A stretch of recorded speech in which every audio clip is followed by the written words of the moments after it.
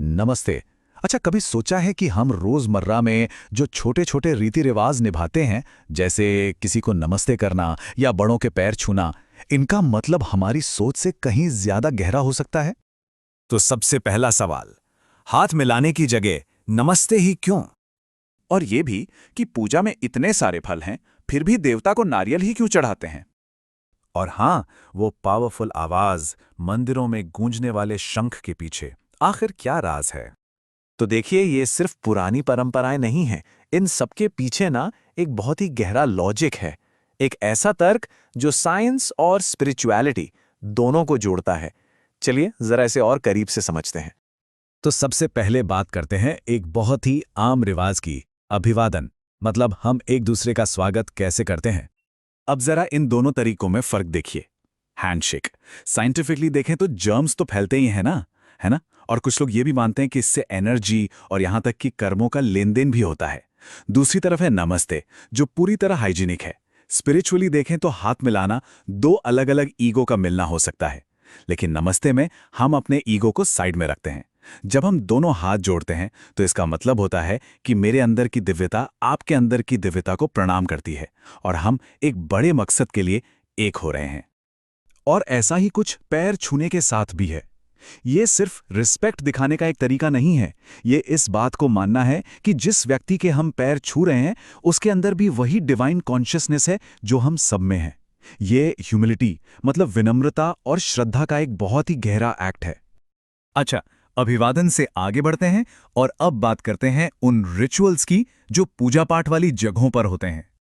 मंदिरों में लोगों को मूर्ति के चारों ओर घूमते तो देखा ही होगा, जिसे परिक्रमा कहते हैं। पर कभी सोचा है ये हमेशा क्लॉकवाइज ही क्यों होती है? इसके पीछे का लॉजिक ना बहुत ही खूबसूरत है। देखिए, ईश्वर को हम अपने जीवन का, अपने यूनिवर्स का केंद्र मानते हैं।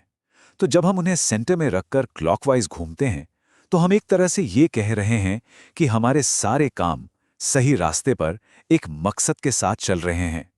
ये मोशन पॉजिटिव एनर्जी को एब्जॉर्ब करने का सिंबल है।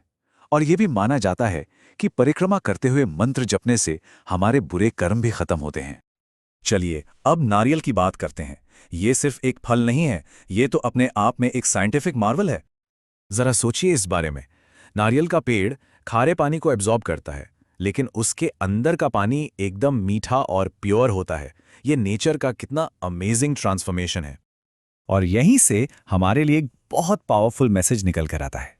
नारियल हमें सिखाता है कि लाइफ की नेगेटिव और चैलेंजिंग सिचुएशंस को कैसे एक स्वीट और पॉजिटिव पर्सनालिटी में बदला जाए। मतलब बाहर से भले ही टफ दिखो, पर अंदर से प्योर और अच्छा बने रहना, यही तो असल बात है। अच्छा, अब आते हैं उस पावरफुल साउंड पर जो मंदिरों में गूंजती है, शंख की आवाज। इसे क्यों बजाते हैं भला? इसके तो डबल बेनिफिट्स हैं, और वो भी साइंटिफिकली बैक्ड। फिजिकली शंख बजाने की जो टेक्निक है वो फेफड़ों की कैपेसिटी बढ़ाने के लिए एक जबरदस्त एक्सरसाइज है, और न्यूरोलॉजिकल लेवल पर इसकी आवाज एक स्पेशल फ्रीक्वेंसी पैदा करती है जो हमारे ब्रेन में अल्फा वेव्स को बढ़ाती हैं। और ये वही वेव्स हैं जो हमारे मन को शांत करती हैं और मेडिटेशन वाली स्टेट में ले जाने में हेल्प करती हैं। तो जब हम इन सभी प्रैक्टिसेस को एक साथ जोड़कर देखते हैं ना, तो एक बड़ी पिक्चर सामने आती है। ये रिचुअल सिर्फ अंधविश्वास नहीं थे, इन्हें बहुत सोच समझकर साइंटिफिकली डिजाइन किया गया था, ताकि हमारे भटकते हुए मन को शांत किया जा सके और एक पर्पसफुल लाइफ जीने के लिए एक फ्रेमवर्क मिल सके। जैसा कि न्यूरोलॉजिस्ट और लेखिका डॉक्टर श्वेता अदातिया कहती हैं, पूरा मकसद ही यही है कि हम साइंस और स्पिरिचुअलिटी के बीच एक पुल बना सकें। और इन ट्रेडिशंस के पीछे का क्यों समझना आज की यंग जनरेशन के लिए पहले से कहीं ज्यादा जरूरी हो गया है।